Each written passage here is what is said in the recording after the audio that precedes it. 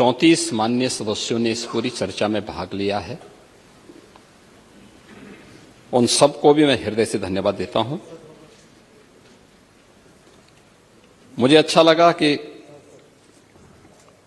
नेता प्रतिपक्ष ने आज अपनी बात को बड़े दार्शनिक अंदाज से डॉक्टर राम मनोहर लोहिया के एक अनुयायी के रूप में अपनी बात को रखने का प्रयास किया है। लेकिन वे स्वयं उसका आचरण कर पाते हैं कि नहीं कर पाते, ये उनको स्वयं भी देखना चाहिए। यद्यपि मैं उनको सुझाव नहीं दे सकता, क्योंकि उम्र में वो मुझसे काफी बड़े हैं और वैसे भी आज की समाजवादी पार्टी डॉक्टर लोहिया का नाम तो लेती है, लेकिन डॉक्टर लोहिया के मूल्यों और आदर्शों से बहुत दूर जा चुकी है। दोनों मुद्दों पर, आचरण के मुद्दों पर भी और आदर्श के मुद्दों पर भी। आपका आचरण, जो डॉक्टर लोहिया ने कहा था, एक सच्चा समाजवादी वह जो संपत्ति और संतति से दूर रहे, वो तो आपकी पार्टी के आचरण से देख सकते हैं। और आदर्श के रूप में उन्होंने भारत के लिए कहा था कि राम, कृष्ण और शंकर, ये जब तक भारत के 3 आदर्श हैं तब तक भारत का कोई बाल बांका नहीं कर सकता है। भारत की एकात्मता के आधार इन 3 देव महापुरुषों को जब तक भारत की जनता आदर्श के रूप में मानेगी, तब तक भारत भारत बना रहेगा। और इन तीनों देव महापुरुषों पर समाजवादी पार्टी का कोई विश्वास नहीं है, क्योंकि आप लोग भारत की आस्था के साथ खिलवाड़ करते हैं। आपने कहा कि हमारी सोच सांप्रदायिक है। आप मुझे बताइए कि हमारी सोच कहां से सांप्रदायिक है? हम तो सबका साथ, सबके विकास की बात कर रहे हैं।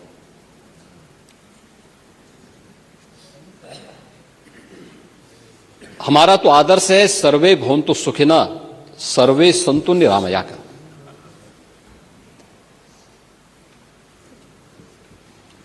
और उसका सबसे आदर्श उदाहरण आपके सामने है जब 26 फरवरी को महाकुंभ का समारोह हुआ है।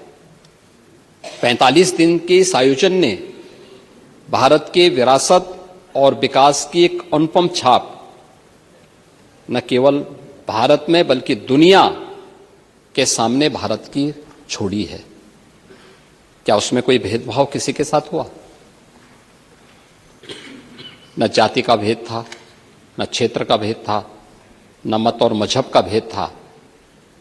100 से अधिक देशों के लोग आए,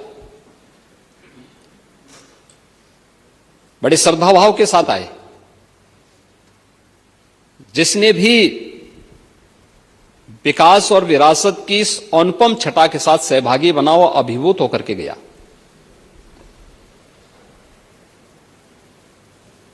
एक पक्ष वह है जो आपके सामने उदाहरण के रूप में है।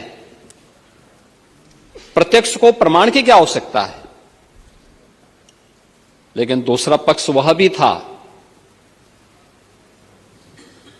जब 26 फरवरी को संभल में 56 वर्षों के बाद शिव मंदिर में जलाभिषेक का कार्यक्रम भी हो रहा था।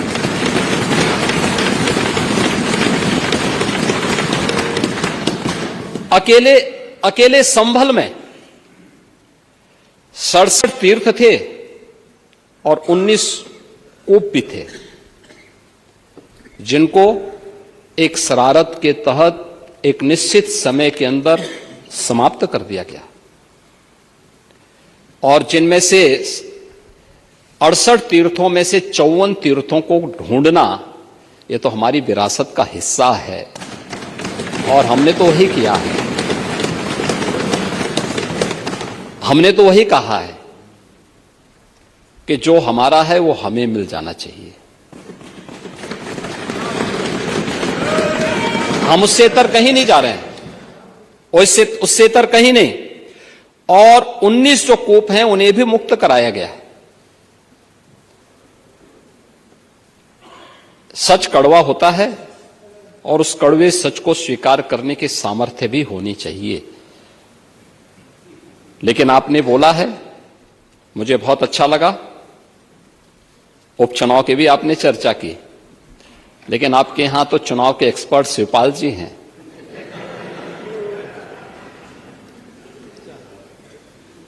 और चच्चू से ज्यादा चुनाव कैसे जीते जाते हैं इसको कौन जान सकता है। ये तो हम लोगों ने भी देखा है, बहुत नजदीक से महसूस किया है।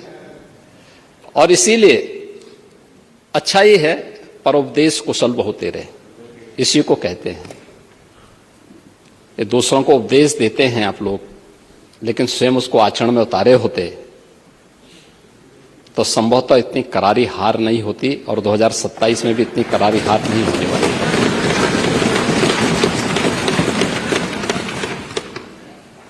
अध्यक्ष जी, जब हम लोग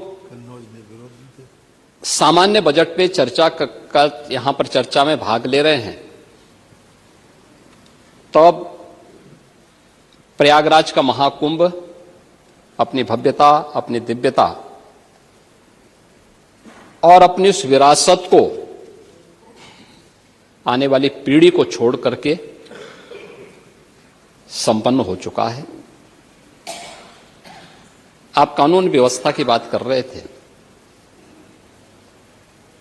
45 दिनों में 66 करोड़ 30 लाख से अधिक श्रद्धालु और पूज्य संत देश और दुनिया से प्रयागराज आए।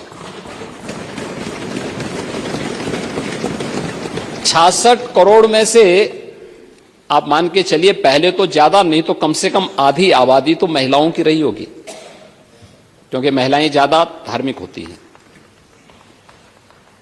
और एक भी छेड़खानी की घटना नहीं, एक भी अपहरण की घटना नहीं, एक भी लूट की घटना नहीं, एक भी हत्या की घटना नहीं, एक भी कोई ऐसा उदाहरण नहीं जो उत्तर प्रदेश को या भारत को या सनातन धर्मावलंबियों को कटघरे में खड़ा करता हो। 66 करोड़ लोग आ जाएं और सुरक्षित वापस अपने घरों को चले जाएं और खुशी खुशी होकर के जाएं। बहुत सारे लोग आना चाहते थे, नहीं आ पाए। बहुत सारे लोगों को आने के लिए साधन नहीं मिल पा रहे थे, क्योंकि जो अनुमान था उससे कई ज्यादा श्रद्धालु वहां पहुंच रहे थे। और उन स्थितियों में जो लोग नहीं आ पाए, उनके मन में एक कसक थी कि कुछ छूट गया, कुछ चूक हुई है।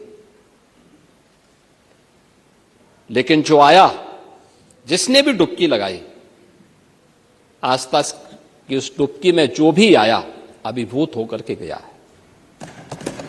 और अभिभूत होकर के नहीं गया, यह भारत की विरासत का एक ऐसा अनुपम उदाहरण है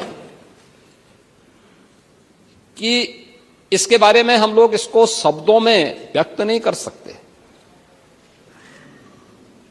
इन चीजों के बारे में। लेकिन इसके आर्थिक पक्ष के बारे में भी अगर आप जानने का प्रयास करेंगे, मैं आपको बताना चाहूंगा।